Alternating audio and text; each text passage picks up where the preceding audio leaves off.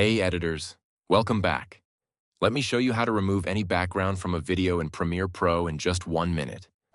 To begin, go to Effects panel and search for Color Key and add it to your video clip. Now select the video clip, go to Effect Controls panel and scroll down to the Color Key effect.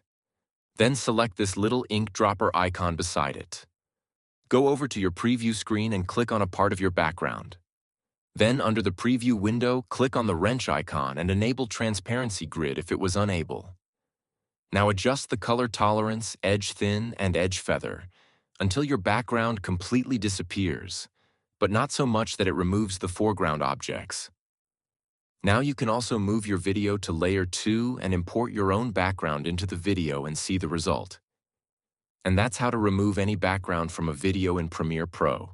I hope you enjoyed and found it valuable. Please share your thoughts in the comments. Don't forget to hit that like button if you learned something new, and subscribe for more editing adventures. Wishing you all the best, and see you in the next video.